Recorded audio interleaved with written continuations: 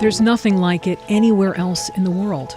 The Adirondack Park, home to stunning vistas, clean water, and 2.5 million acres of land as wild as it was in 1892, the year it was designated the first forever wild forest reserve in the nation.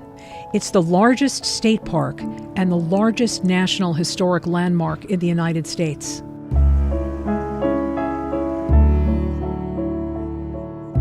The trees here are so abundant that the park stores more carbon than it releases, making it key to the state's climate goals. And while it's frequently compared to the national parks of the western United States, it's much larger and more complex. Because alongside the millions of tourists that come for the park's natural beauty, the Adirondacks is also home to almost 124,000 permanent residents, living in 101 towns and villages spread throughout the park. It's a confluence of human and natural ecosystems learning to live side by side. The moose may be the Adirondacks' unofficial mascot, but the park itself is a unicorn, a magical place that's like nothing else anywhere in the world.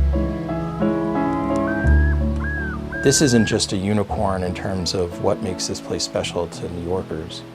This is one of the few places in the world that stands apart for its conservation history, its natural legacy, the unique way our communities have survived and thrived. We are the beneficiaries of over 100 years ago, generations who came before us saying, we have got to protect the Adirondacks, they are unique. So I think the Adirondacks are the greatest park in the United States, not because it's the biggest park, although it is bigger than almost all the national parks, and not because it's more beautiful than any other place, but because it's this idea.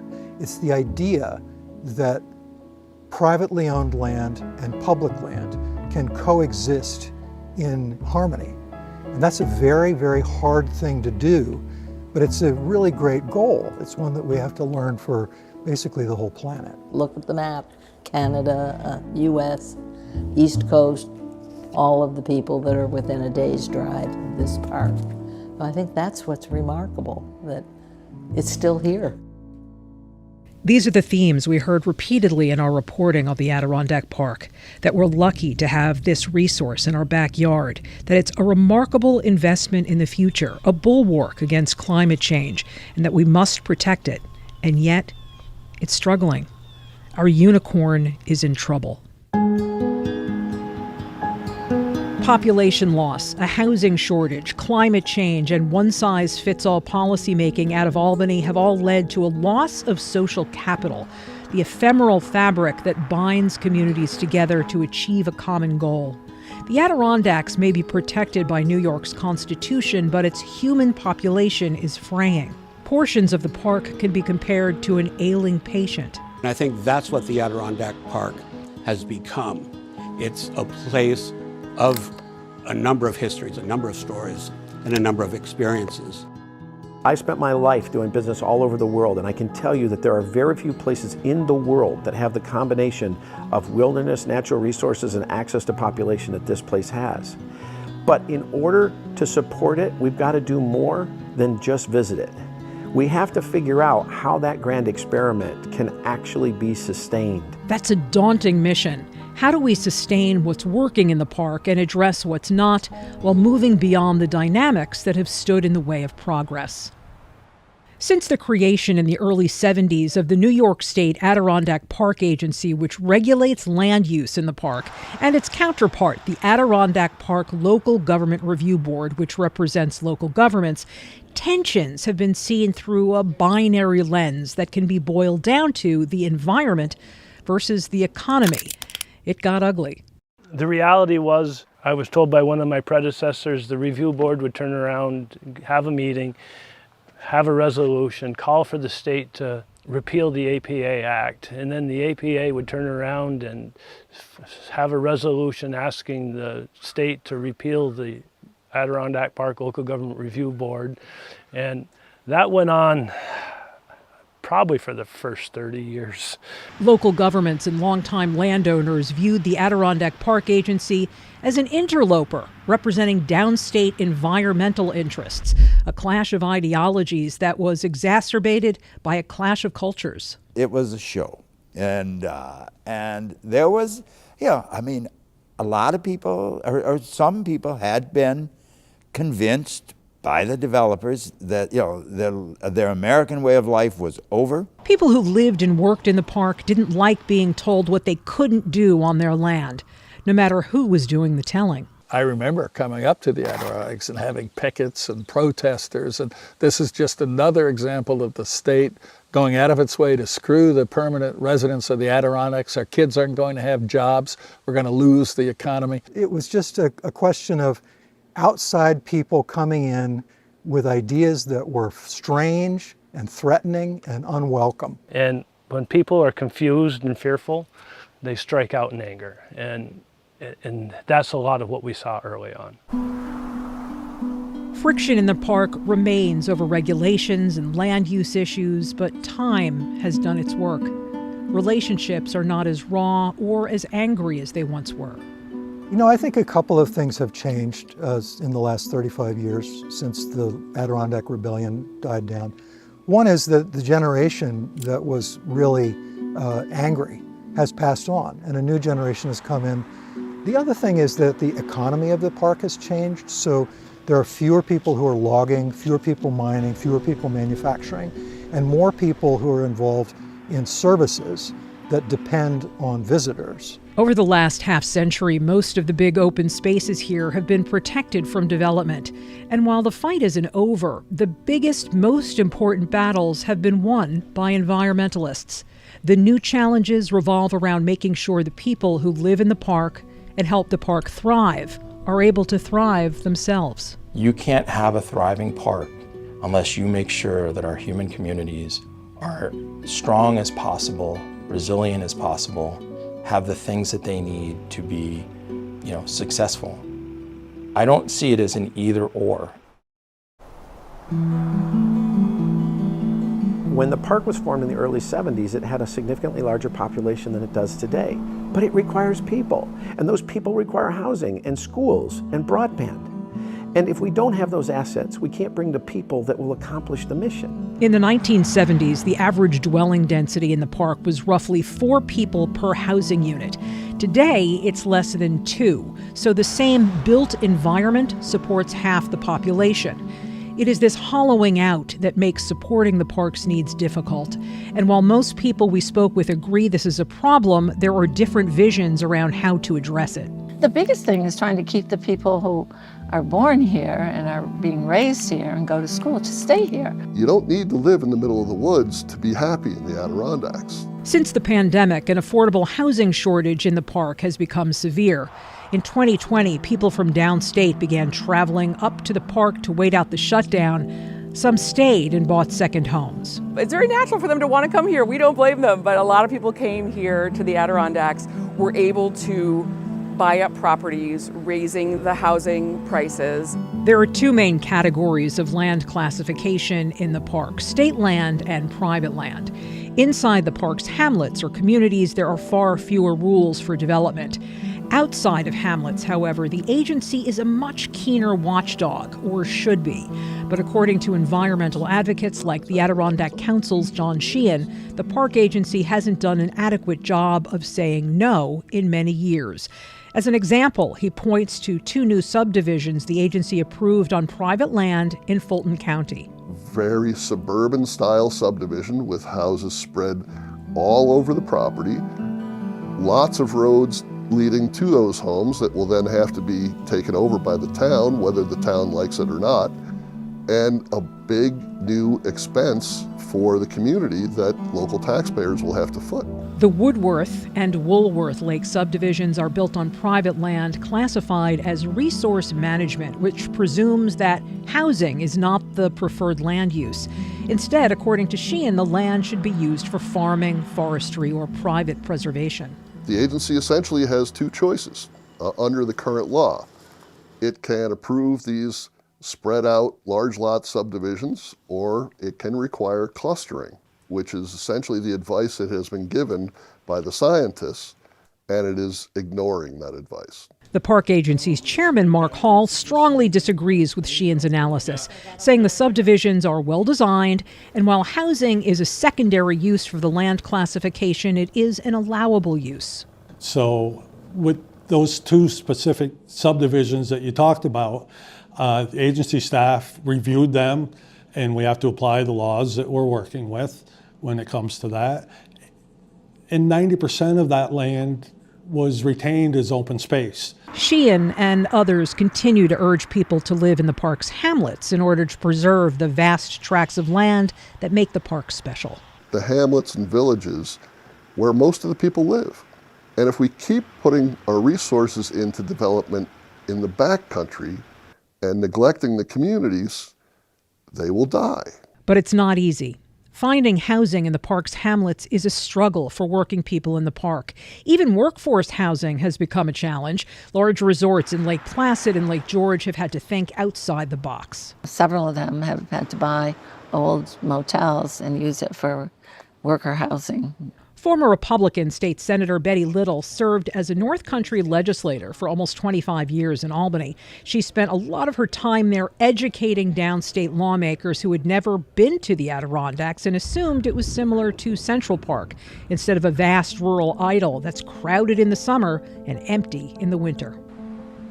In some communities, it's not unusual for everything but the schools to close during the winter. I'll tell you, a lot of people don't understand the Adirondacks and how tough it is to live in. It's counterintuitive, but while the park's population has dropped by 5% over the last 15 years, finding affordable housing has become more difficult. It's one reason that Little drafted multiple pieces of legislation dealing with affordable housing, rental housing, and mobile homes during her tenure as a lawmaker.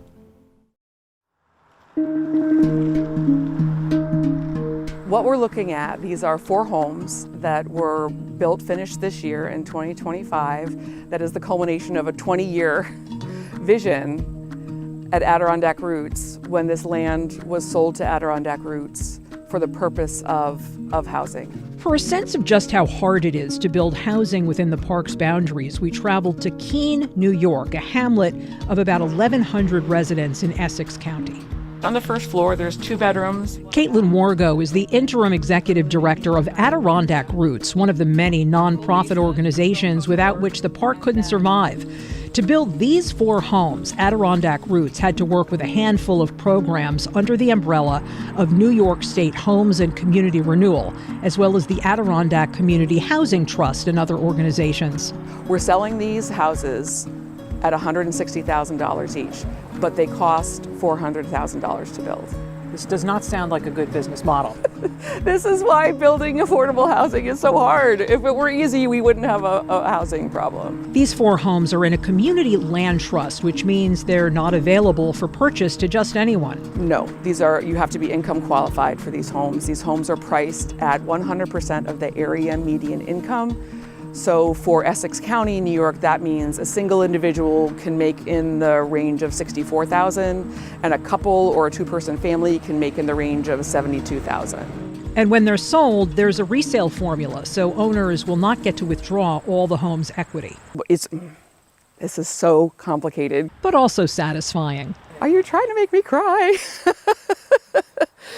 This is incredibly rewarding. As someone who's lived in Lake Placid and rented for 15 years, I understand what these people are going through. About 15 minutes away, a different nonprofit and a different patchwork quilt of programs was used to get this 1,300 square foot property rehabbed and back on the tax rolls after it languished in foreclosure for about 13 years. Right now, it's on the market for $185,000. And so we subsidized this home $350,000. So it is an upside down project, but it's deed restricted in that this home will always be affordable. It's can't be a rental. It can't be turned into a short-term STR or a second home. Nicole Justice Green is president and CEO of the North Country Rural Development Coalition and the Essex County Land Bank. She and her team were responsible for getting this 3-bedroom, 2-bath home back into livable condition. But it never would have happened if Essex County hadn't decided to donate the property to the land bank in the first place. It really is that hard because the homes that we find on the market are overpriced for the work that's gone into them. You really need additional capital to go into them to abate them of lead, asbestos, all of these massive environmental health issues that our aged housing stock has. All the buyers of these homes are either retirees or people who work in the local public school system. So we've got all ages. We've got young professionals, we've got moms, we've got mature professionals who two of whom work in the school system. Neither Wargo nor Justice Green own their own homes. They rent, which is also difficult in the park thanks to the lucrative short-term rental market. You can get a lot more money. You can get a lot more money with a short-term rental than you can renting it to a long-term renter. About 30 miles east of Keene sits Willsboro, a town of about 1,800 people on the shores of Lake Champlain. During the summer, Willsboro is a tourist community, not so much during the late fall. One of the critical areas we have in Essex County is maintaining or inviting in what I like to call the professional creative class of people, the college graduates, the doctors, the veterinarians, the surveyors, the lawyers, paralegals, the nurses, the doctors, and things like that, because without those people, you really can't have a community up here. And who is going to sustain and take care of things?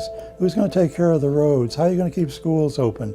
Who are going to be the volunteer firefighters? There's just not enough housing stock to accommodate the people who are needed.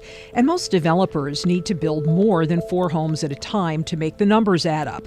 They want to use economies of scale, which doesn't work in a place as rural as the Adirondacks.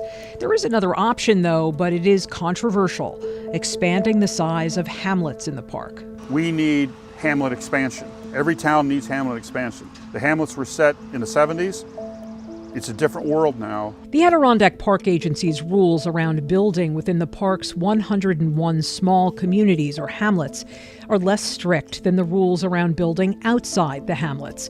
While some park residents feel the hamlets are too small, with boundaries set more than 50 years ago, environmentalists fear the kind of sprawl that they see outside the park. So the environmental community tends to be very wary of anything that would increase the hamlet's capacity to make its own decisions. But I do think it's just sensible to recognize the times do change, and we should be able to, again, in small ways. I'm not talking now about thousands of acres. In speaking with some members of the environmental community, there appears to be an opening in which to discuss this issue.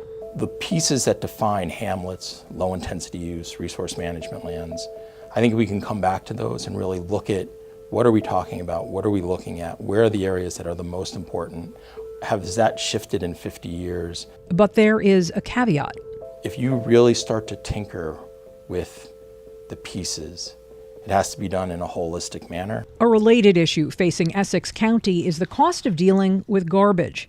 Water is the foundation of the park's tourist economy, and there is a direct link between the proper handling of solid waste and keeping the groundwater clean. Governor Pataki, when he was in office, his administration shut down all solid waste landfills in the park. That was in the mid-1990s. Since then, Essex County has been transporting its solid waste to the Franklin County landfill. But the cost has grown into the millions of dollars thanks to tipping fees. That's the money that people pay to drop off trash at garbage transfer stations like this one. The state has been giving us $300,000 a year up to a few years ago. It was the initial agreement that was done with the Governor Pataki's administration for 20 years. That ran out. We campaigned very heavily for that to continue. And it continues to this day, thanks to lawmakers like Senator Dan Steck, who represent the park. That expired several years ago. And so I and other Adirondack legislators, the senator a little before me, we've been advocating for the state to continue to make that payment even though the contract's expired. the state has been doing that. But Supervisor Sean Gilliland says nowadays $300,000 is not enough. I think Supervisor Gilliland is absolutely right. The state should be doing more because it's a local cost, but it's a statewide problem, and the state should help finance that. Gilliland argues the problem was exacerbated last year when New York State's Department of Environmental Conservation asked Essex County to provide the state with a solid waste management plan. The county obliged, but it meant coming up with $100,000 to pay an engineering firm.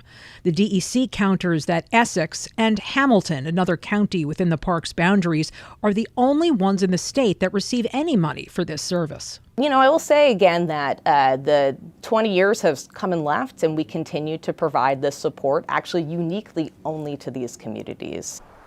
The state of New York invites over 1 million overnight visitors to Essex County every year, all of whom generate their share or more of solid waste that we have to take care of. It's a disparity the DEC's left-in recognizes, but she believes the solution lies with thinking differently about waste and using the department's resources to assist Essex County. Another argument she makes is that Essex County could find other revenue streams if it was able to effectively articulate its waste reduction plans. I think a solid waste management plan that is really driven from where they are and what their strategies can be moving forward can help support them in getting additional resources to really solve any challenges that they have. Several park advocates we spoke with look at the state's $254 billion annual state budget and the $300,000 the state spends on Essex County's solid waste and wonder if there's another way of thinking about these kinds of investments. Now, let's think about this. Is it in the state's interest that we preserve the quality of the water in the greatest state park that exists? It is. To make that difficult and overly expensive is at odds with their own larger goal. In this particular case, this is not about subsidizing Essex County. This is about supporting the goal of clean water, of preserving that wilderness. And we just got to raise people to understand the fact we're not asking them to subsidize us as opposed to someone else. This is our role in the state. Siplon asks a reasonable question. At what point do the people of the state of New York need to rethink their relationship to the Adirondack Park? It's viewed as one of the 10 greatest natural resource sinks in the world. And we don't think of it that way. We think of it as a tax. We think of it as a place to visit. What it really is a gigantic investment we've made in our future. Another way of posing the question is this. Why should you care about Willsboro's problems? You care about Willsboro's problems because we are the custodians of this tremendous asset that New York has. We take care of it.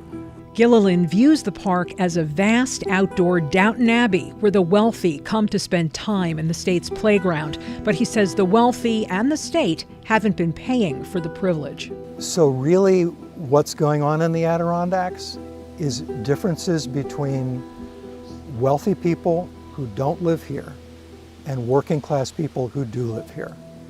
And bridging that gap is really the most difficult part of the job, but also the most important part of the job. It's part of the Adirondack Park Agency's job to consider that gap, but it's a balancing act. Tourists bring about $2.5 billion into the park annually. So I don't think I'd say the park is a playground. It might be a playground for some, but it's not a playground for our communities, for the people who live and work here.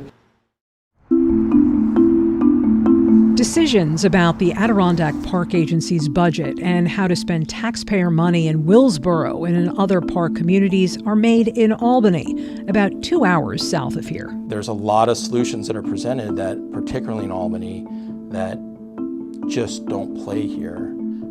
Square peg round hole? Yeah, in some ways, or it's just too small of a peg, too big of a hole, right? Like we're a landscape the size of Vermont. But I think the biggest challenge, though, is that we're so rural that, I mean, really, there's 2 senators that represent almost the entirety of the park. There are a handful of assembly members who represent the park and 2 state senators. Dan Steck and Mark Walczak. The senators are both Republicans with relatively little power in a state legislature dominated by Democrats from New York City and its suburbs. Well, again, half the legislature basically is from the 5 boroughs, right? So when something that affects the city like the MTA or congestion pricing, boom, they immediately have, you know, half the state's members that are familiar with it, care a lot about it, know a lot about it, and so they focus on it. The ruralness of the Adirondacks, there's only a handful of legislators, you know, so we don't have the critical mass. It's harder for us to, you know, we don't have a built-in network of half the legislature that cares about these issues. On critical issues like housing, healthcare, education, and infrastructure, Steck, like Betty Little before him, faces Albany lawmakers who typically have a steep learning curve about the park. Not only are many elected officials not conversant in park issues, but frequent legislative fixes to save money, like using economies of scale to build homes, or merging school districts, or leaning into the tech economy don't work here because there are too few people, too much space, and too little infrastructure.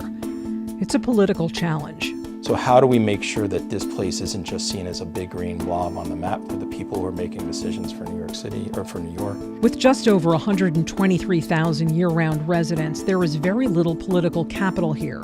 The population is the equivalent to a handful of neighborhoods in the Bronx living in a vast space the size of New Jersey. In response to that challenge, the Adirondack Council has leaned into developing new relationships. When people ask me why is the council invested so heavily in engaging the Black, Puerto Rican, Asian, Hispanic caucus, it's because we need to make this place relevant to decision makers and purse string holders who otherwise wouldn't think about the Adirondacks. The political relationships that Douglas, Aguirre, Siplon, and Steck forge in Albany help bolster support for the park, as well as its primary regulator, the Adirondack Park Agency, or APA, a small institution that elicits outsized opinions. Do they like dealing with the APA? No. It's kind of like going up against a wizard if you don't know, you know, the rules and regulations. I've always thought of the APA as the Board of Zoning Appeals for 6 million acres. Who loves the Board of Zoning Appeals? You know, the APA in a lot of ways makes everything harder and makes everything more expensive. And so there goes your affordability, there goes people leaving the park. The agency has seen some recent changes. It has a new chairman in Mark Hall, who also serves as a town supervisor in the park. I was one who would have never thought that I would end up on an agency board like I am. I've been critical of the agency at times, and I've learned to really appreciate the agency as I've been on the board for 5 years now. Hall isn't the only one with a new job at the agency. There are 2 new board members who were nominated by Governor Hochul this year and who are being met with approval from environmental groups. I would say that the governor did an amazing job picking a new slate of board members for the APA that brings in what we've always asked for: greater technical understanding, greater legal understanding, greater science backgrounds. I think these are both exceptional appointments that she has made, and I think they're going to make a very real difference in a positive way and an inclusive way for the park agency, and this has been much needed. Not everyone agrees. You know, I want people that got skin in the game on the APA board, that know what it's like to struggle in the Adirondacks for cell service. While the fights between Adirondack communities and the Adirondack Park Agency aren't as bitter as they once were, there is still tension. Notwithstanding new board members, the aggrieved parties recently have been environmental groups who are unhappy about the extent to which the agency has been willing to flex its muscles. There hasn't been a hearing since 2011, since that club and resort. Not one hearing to challenge the evidence and to bring forth this range of information about complex, controversial, impactful development. No hearings. The APA can only deny a permit if it holds an adjudicatory hearing, which it hasn't done since the ill-fated Adirondack Club and Resort project collapsed due to financial problems. The enthusiasm with which it approaches environmental protection has waned considerably. And our concern is overall that the agency, which was once known as the toughest land use control board in the country, has really become a paper tiger. The Adirondack Park would not look like it does today if it were a toothless tiger. Chairman Hall argues that the agency hasn't needed to hold technical adjudicatory hearings because the agency staff has gotten very good at educating the public and bringing projects to an approvable point without them. Still, other park stakeholders don't think the agency needs to be as aggressive as it once was. We will always have issues and projects where we have disagreements and where we may be unhappy with the APA on this or that. Everybody will. Nobody agrees all the time. But if you think back at where we were 25, 30 years ago, it was almost constant warfare in the Adirondacks. I would respond to that as the APA is doing their job better. For context, we spoke with Elizabeth Thorndike, an educator specializing in environmental policy who served as an APA board member for 16 years. She traveled to the Adirondacks to speak with us. Well, I think one of the questions you had suggested was obviously the difference in the park agency now compared to when several of us were involved in the 80s and the 90s. And there's no question that it has not evolved in the direction that we would have liked to see happen. Thorndike feels the agency needs to hold more hearings to involve the public in its decision-making. Park Agency Chairman Mark Hall counters that the agency does hold public hearings, just not adjudicatory hearings recently. He insists Thorndike's criticism is unfounded. We certainly go out for public hearings, we have public comments, and as a board member, we pay attention to those comments. So I think it's unfair to say we don't listen to the public. In order to hold technical hearings about issues like water quality, the agency needs an array of experts. Several stakeholders have said that part of the problem is that the agency is underfunded and understaffed.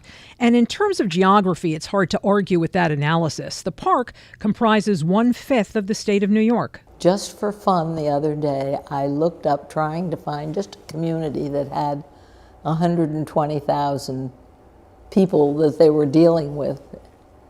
What was it? I think it was New Rochelle. Their budget is $200 million something annually. Well, obviously you can't compare everything, but I simply point that out. The budget for the agency is grossly, grossly underfunded. We're kind of the little agency that could in New York State. We're a very small agency, but I think we do very important work and we do very well at it. The Adirondack Park Agency's budget in fiscal 25-26 was $8.2 million.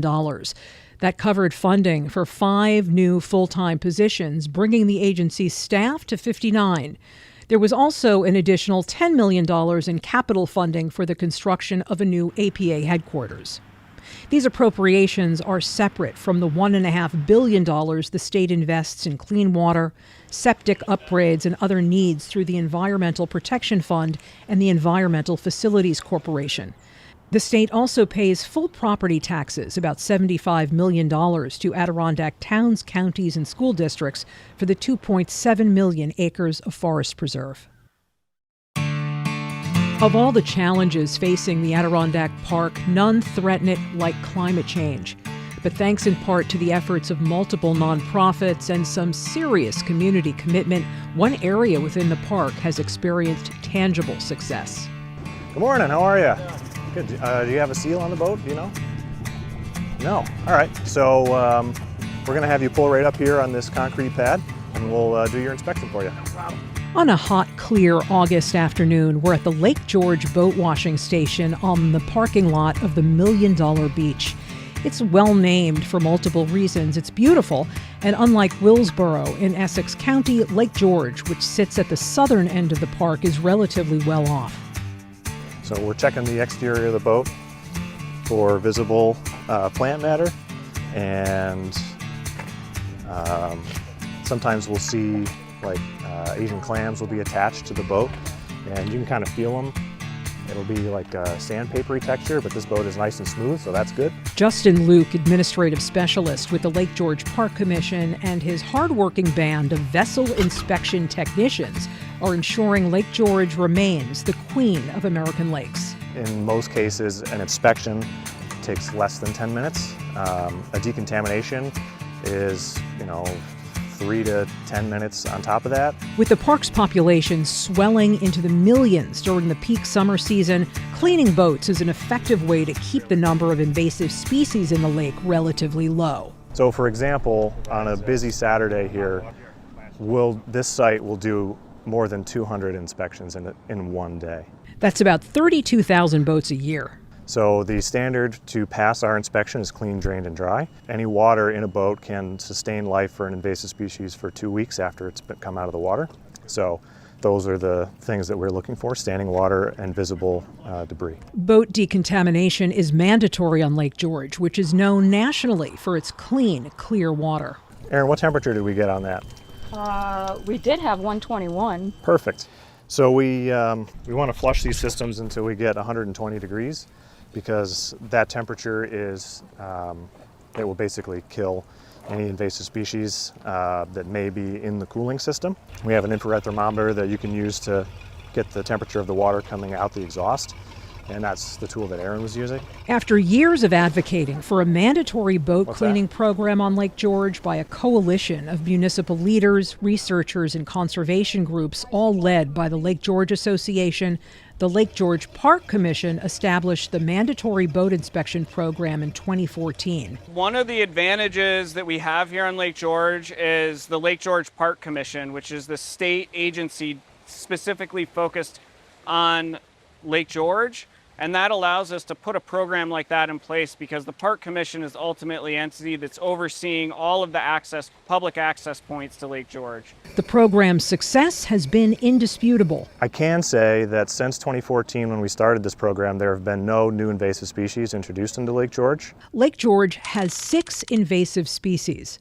For context, Lake Champlain, an hour north, has 51. The Hudson River has at least 121. The growth of invasives can be directly attributed to climate change. The temperature of Lake George has increased about 3 degrees Fahrenheit since 1980. That also means that we're seeing less ice than we have. The ice season is shorter, so our summers are longer. But climate change is more than just temperature, too. We're seeing it getting wetter in the Northeast. Wet weather brings severe storms, which can deliver more sediment from the watershed. Sediment can be comprised of nitrogen and phosphorus, which is like candy for the algae in the lake, according to Rensselaer Polytechnic Institute's Dr. Kevin Rose. This is the lab where we analyze samples for water quality in Lake George and in other water bodies around the region. Rose is an associate professor at RPI and acting director of the Darren Freshwater Institute, which houses the Jefferson Project, a collaboration between the university, IBM Research, and the Lake George Association.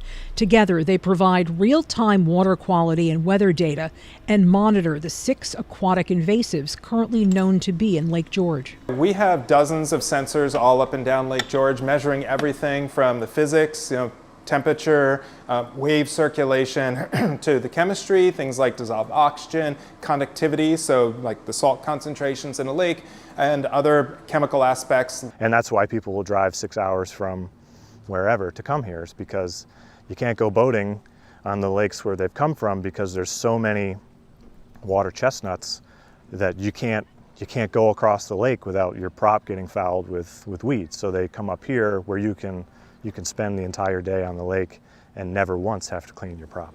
Keeping the lake free of more invasives is key to maintaining its health.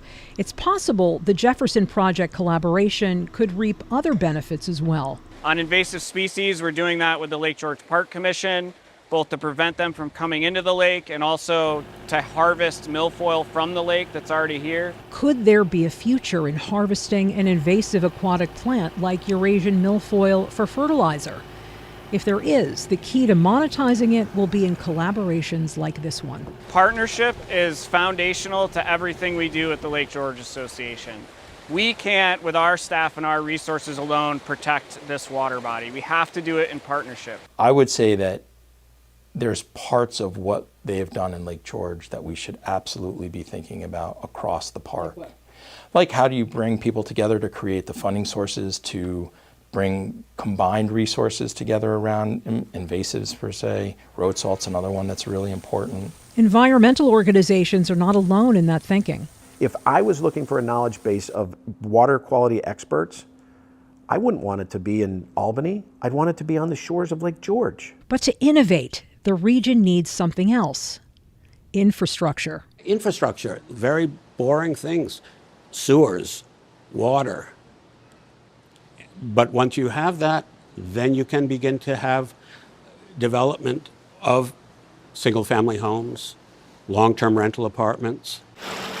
Water and wastewater infrastructure, there's some grant funding. There's room for improvement there because these are small communities, and then the numbers get very lopsided quickly when you have a $10 million improvement to a water plant that might only serve 1,000 customers. Convincing the state legislature to spend millions of dollars on a project that may only serve hundreds of people during the winter months is a tough sell. But the Department of Environmental Conservation Commissioner Amanda Lefton points to a long list of investments made by the Hochul administration. Under Governor Hochul's leadership, we've invested billions of dollars in order to support local communities for water infrastructure. And DEC alone over the last decade has invested over $70 million for the Water Quality Improvement program in the Adirondack Park to support those local communities. But the big projects like wastewater and sewage treatment plants are still in need of funding from lawmakers. Reporter Zachary Matson of the Adirondack Explorer wrote in June that when park leaders press their case for these projects in Albany, they meet legislators eager to reminisce about family vacations when officials would prefer to discuss plumbing. You can't ask a small community like Elizabethtown to put in the infrastructure that's going to cost tens of millions of dollars when you have hundreds of local residents, right? Park advocates we spoke with argue that while the state spends millions, it doesn't provide enough funding considering the size of the park. And a 2025 analysis by the Adirondack Explorer backs that up. Park communities were only awarded 4% of state funding through various environmental and water protection programs. The park receives 7% of the Department of Environmental Conservation's water quality improvement grants. But even writing grants is a problem for communities within the park because it takes grant writers. There are lots of towns in the Adirondacks where the population is well under 1,000 people. And the town supervisor is also a volunteer fireman, and the town clerk is also a fourth grade teacher. And you're just not going to get the manpower that you need to fill out extensive grant applications for federal and state grants. So what's called for is a little bit of flexibility and a little bit of help. I think the park communities really struggle with capacity, that some of the bigger cities, they have engineers on staff, they have grant writers on staff, and the park doesn't have that. It's just a fact that Willsboro, population 1,800, will never be able to compete with Hempstead, population 59,000.